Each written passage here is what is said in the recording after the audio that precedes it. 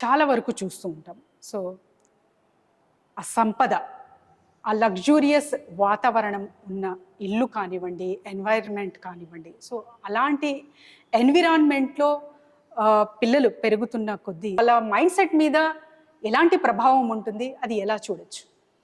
చూడండి, లైఫ్‌లో చాలా లగ్జరియస్‌గా ఉందనుకోండి, పిల్లలు చాలా కంఫర్టబుల్‌గా ఉంటారు. అండ్ ఎక్కడో ఒక చోట లోన్‌లీగా గూడా ఉంటారు.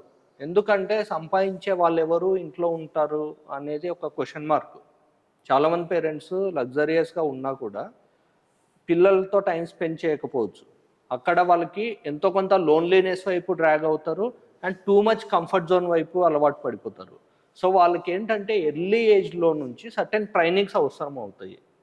కంఫర్ట్ జోన్ నుంచి బయటికి రావడానికి, బయటి ప్రపంచాన్ని చూడ్డానికి, వాళ్ళకి అసలు లైఫ్ ఏంటి? అసలు ఎటువైపు వెళ్తున్నాము అనే డైరెక్షను, ఇవన్నీ లేవనుకోండి, వాళ్ళు ఎక్కడో ఒక చోట సఫకేట్ అవుతారనమాట. మనీ ఉంటుంది.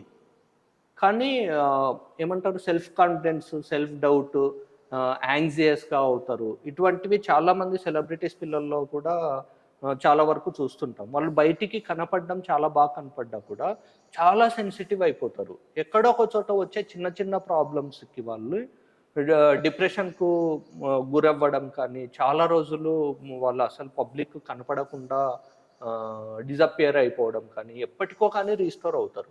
సో, అంత దూరం వెళ్ళకూడదు అంటే ఎర్లీ ఏజ్‌లో వాళ్ళకి చాలా గైడ్‌లైన్స్ అవసరం అవుతాయి. అటువంటి గైడ్‌లైన్స్ ఇవ్వడానికి ఎదర్ పేరెంట్స్ అన్నా ఇవ్వాలి, లేకపోతే రిలేటివ్స్‌లో ఎవరన్నా ఒక రోల్ మోడల్ కాన్స్టాంట్ గైడెన్స్ ఇవ్వగలగాలి. లేకపోతే ఒక పెయిడ్ మెంటర్‌షిప్ పర్సన్ అన్నా వాళ్ళకి అరేంజ్ చేయాలి. So, they will take care of all these things, but they need constant guidance. హుహు.